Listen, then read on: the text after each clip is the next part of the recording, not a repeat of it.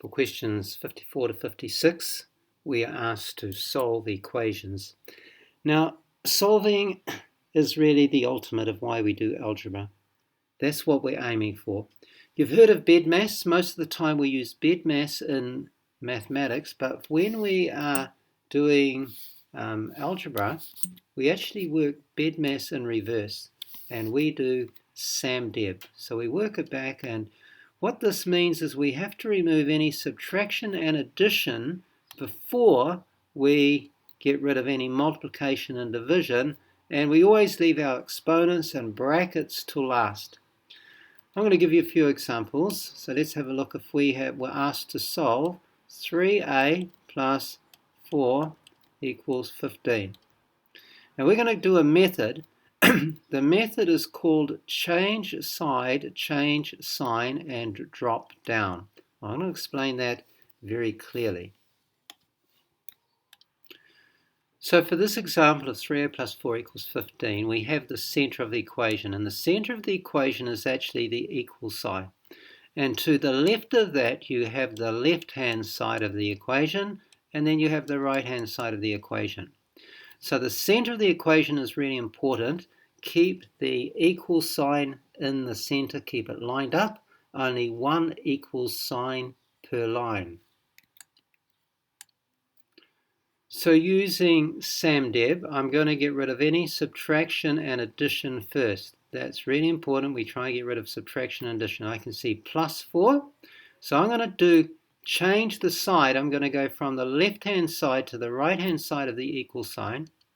And I'm going to drop down everything else except the 4, 3a the 15.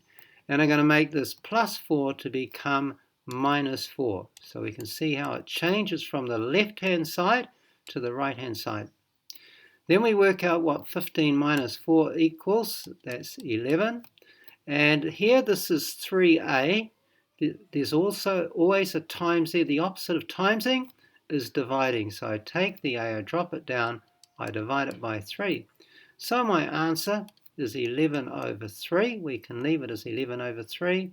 Or you could write that as 3, 3's a 9, 2/3. Or you could use a calculator and have 3.6 reoccurring. Any one of those is a good answer.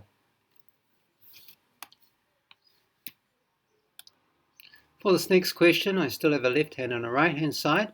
This line here called the mantissa acts as brackets. So we put brackets around the 5a minus 2, which means I cannot touch the 5 and the 2 because they're in brackets until the end. So that line here acts as brackets. This is a is divided by 7. There's no addition and subtraction outside the brackets, so I got to get rid of the division first. So I drop down the 0, I drop down the 5a minus 2, and I take the 7 there and make it times 7, because it's divided by on the left, times on the right. So I work out what that is. That equals 0.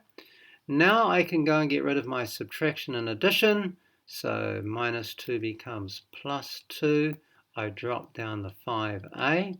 Remember, we're doing change side, change sign, drop down. I don't have to use the rest of that equation anymore, just looking at one line at a time. 0 plus 2 is 2. I have to get rid of the 5, so it's times, opposite of times is dividing. So my answer is 2 divided by 5, or you could calculate that as 0.4. Either one of those is good.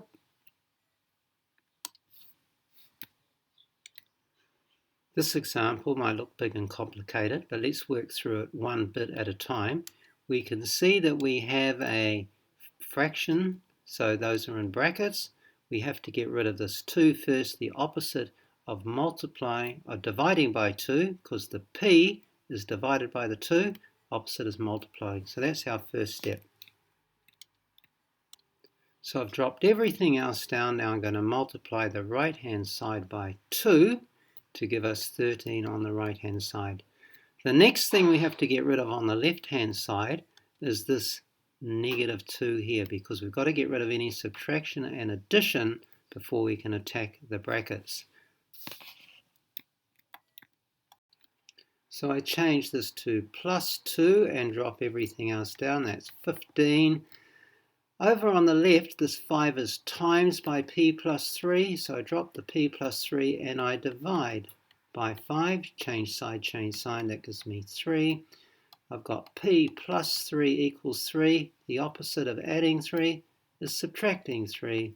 So p equals 3 minus 3, or 0. You can check it back in the original equation, and it should be correct.